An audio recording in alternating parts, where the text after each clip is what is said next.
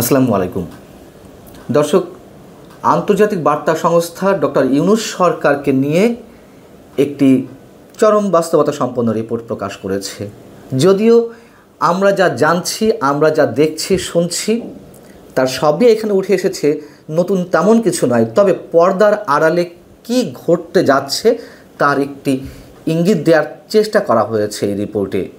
এবং প্রশাসন আগামীতে সরকারের কতটুকু নিয়ন্ত্রণে থাকবে, রাজনৈতিক পরিস্থিতি কতটুকু সরকারের বাইরে যাবে, সে সম্পর্কে একটা স্বচ্ছ ধারণা দেওয়ার চেষ্টা করা হয়েছে এই রিপোর্টে।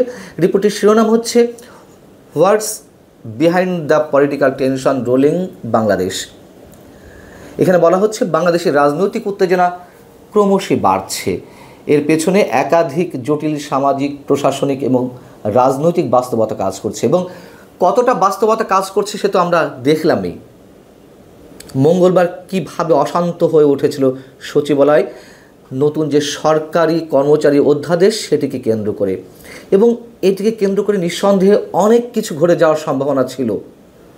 সরকারের একটা দূরদর্শী সিদ্ধান্ত নিঃসন্দেহে বলতে হবে যে সরকারের সচিবরা কর্মচারীদের সঙ্গে বসার কথা বলেছে, মন্ত্রিপরিষদ সচিবের কাছে তাদের বার্তা পৌঁছে দেওয়ার চেষ্টা করা হবে।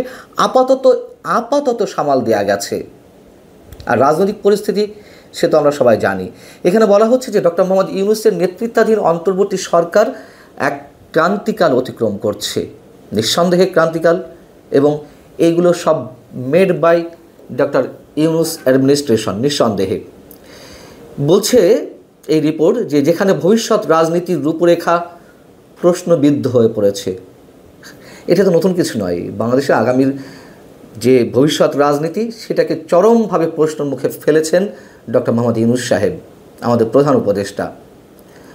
রয়টার্স বলছে জনমনে অস্থিরতা বাড়ছে, রাজনৈতিক দলগুলোর মধ্যে বিভক্তি আরও গভীর হচ্ছে, আর একটি বিশ্বাসযোগ্য নির্বাচনের অভাবে আগামী দিনের নেতৃত্ব নিয়ে শঙ্কা তৈরি হচ্ছে। খুব স্বাভাবিক। নেতৃত্বে কে আসবে, কোন রাজনৈতিক দল আসবে, অথবা বর্তমান সরকারের নেতৃত্বেও ডক্টর মোহাম্মদ ইউনূস থাকবেন কিনা সে নিয়েও তো গুঞ্জন অনেক আগে থেকে শুরু হয়েছে। একেবারে আনবায়াসড একটা রিপোর্ট করেছে রয়টার্স।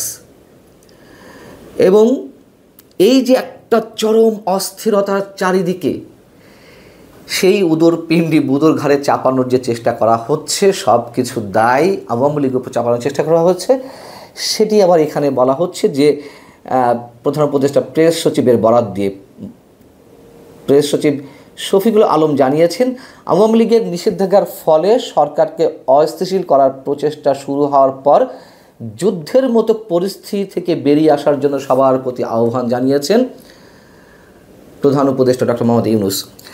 রাজনৈতিক দলগুলোর সঙ্গে যে বৈঠক অনুষ্ঠিত হলো শনিবার এবং রোববার, তার মধ্যে ডক্টর মোহাম্মদ ইউনূস বলেছেন আওয়ামী লীগের রাজনৈতিক কার্যক্রম নিষিদ্ধ করার পর থেকে একটা যুদ্ধাবস্থা তৈরি হয়েছে দেশে। ডক্টর মোহাম্মদ ইউনূস একজন সম্মানীয় মানুষ, নিঃসন্দেহে আমরা এখনও পর্যন্ত সম্মান করতে চাই। কিন্তু তিনি এই যে ক্রমান্বয়ে এক এক কথা এক এক সময় এক এক ধরনের রংচং দিয়ে বলার চেষ্টা করেন, বিশেষ করে যুদ্ধাবস্থার কথা কতবার বললেন আপনারা বলুন তো? খেয়াল করে দেখুন কত জায়গায় তিনি এই কথাটি বলেছেন। 29শে এপ্রিল পুলিশ সপ্তাহ উপলক্ষে তিনি যখন প্রধান অতিথি হিসেবে বক্তব্য দিলেন, সেখানে তিনি বললেন দেশে যুদ্ধাবস্থা বিরাজ করছে, আমাদের সবাইকে সতর্ক থাকতে হবে। ভারত পাকিস্তান যখন প্রাথমিক যুদ্ধে বেঁধে গেল, তখন তিনি আবার নৌবাহিনীর একটি অনুষ্ঠানে বললেন এই যুদ্ধ শুরু হয়ে যায় অবস্থা, সকালে ঘুম থেকে উঠি দেখি এই অবস্থা, আমাদেরকে যুদ্ধের জন্য প্রস্তুতি নিতে হবে এবং যেন তেন কোনো প্রস্তুতি নয়, যাতে আমরা যুদ্ধে জয়লাভ করি সেই ব্যবস্থা নিতে হবে। কেন এই ধরনের কথা বারবার বলছেন?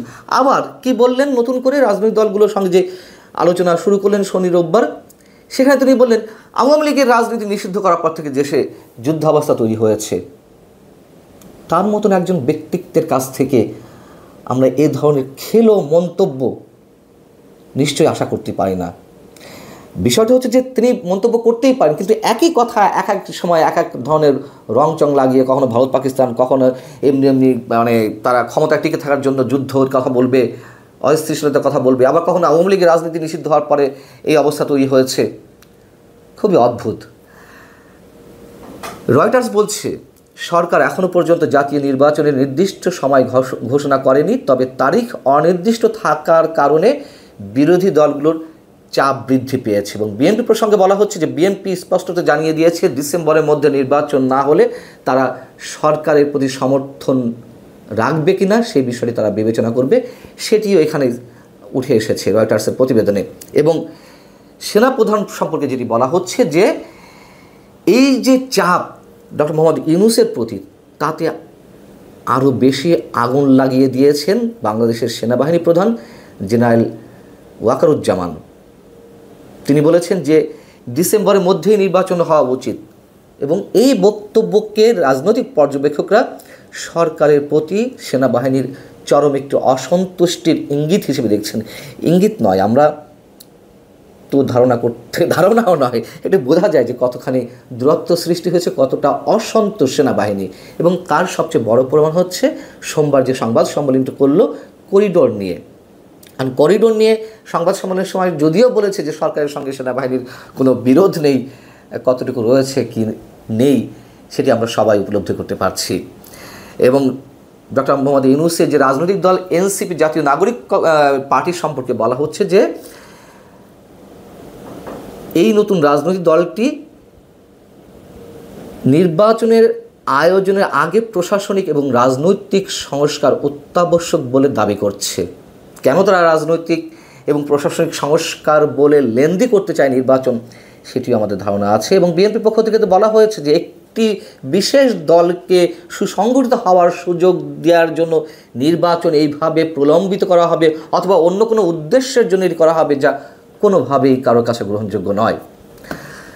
আইন শৃঙ্খলা সম্পর্কে যেটি বলা হচ্ছে যে দেশে আইন শৃঙ্খলা পরিস্থিতি যে অবস্থা দাঁড়িয়েছে, এর অস্থিরতার পাশাপাশি প্রচণ্ডভাবে চাপের মুখে পড়েছে সরকার। সাম্প্রতিক সপ্তাহগুলোতে রাজধানীর বিভিন্ন শহরে সরকারি কর্মচারী, শিক্ষক এবং রাজনৈতিক কর্মীদের বিক্ষোভে সারা শহর জুড়ে যে যানজটের সৃষ্টি হয়েছে, বিশৃঙ্খলার সৃষ্টি হয়েছে, তাতে জনভোগান্তি চরমে উঠেছে। এবং সচিবালয়ের কথা যেটি বললাম সেটিও এখানে আরও একটু বিস্তারিত আনা হয়েছে। আওয়ামী লীগ সম্পর্কে যেটি বলা হচ্ছে, যা হিউম্যান রাইটস ওয়াচের প্রতিবেদনে উঠে এসেছে, এবং সেই জায়গা থেকে সাবেক প্রধানমন্ত্রী শেখ হাসিনার ছেলে সজীব ওয়াজেদ জয় তিনি যে ফেসবুকে পোস্ট দিয়েছেন যে ডক্টর ইউনূস প্রতিশোধের রাজনীতি করছেন, আওয়ামী লীগের উপর নিষেধাজ্ঞা দেশের গণতান্ত্রিক ভিত্তিকে ধ্বংস করবে, এই যে মন্তব্য করেছেন, এর সাথে আমরা হিউম্যান রাইটস ওয়াচের যে বিবৃতি গত 3 দিন আগে সেটি নিশ্চয়ই আমরা মনে করতে পারি। সেখানে স্পষ্টত বলা হয়েছে সরকার স্বৈরাচারী পথে হাঁটছে। আওয়ামী লীগ যে কাজগুলো করেছিল সেই কাজগুলো তারা হাতে নিয়েছে, সেই উদ্যোগগুলো, এবং ক্ষেত্র বিশেষে আওয়ামী লীগকেও ছাড়িয়ে যাচ্ছে। এরপরে এসে যে সবচেয়ে সিগনিফিক্যান্ট মন্তব্য তা এখানে তুলে ধরা হয়েছে। বলা হচ্ছে যে পরিস্থিতি যদি দ্রুত শান্ত না হয় এবং নির্বাচন প্রক্রিয়া যদি সর্বজন গ্রাহ্য না হয়, তবে সামনে আরও বড় রাজনৈতিক এবং সামাজিক অস্থিরতা দেখা দিতে পারে, যা ডক্টর মোহাম্মদ ইউনূস সরকারের নিয়ন্ত্রণের বাইরে চলে যাবে স্পষ্টভাবে। আর কিছু তো বলতে হয় না, আমরা তো এই কথাগুলোই বলে আসছি এবং একেবারে আনবায়াসড। আমি শুরুতে বলছিলাম যে পক্ষপাতহীন একটা রিপোর্ট এখানে চলে আসছে এবং পর্দার অন্তরালে কী চলছে সে বিষয়ের ধারণা আমরা বোধহয় এর মধ্য থেকে পেতে পারি। সেনাবাহিনীর কোন অবস্থানে রয়েছে সেটিও আমরা কম বেশি জানি। ভালো থাকুন সবাই, আল্লাহ হাফিজ।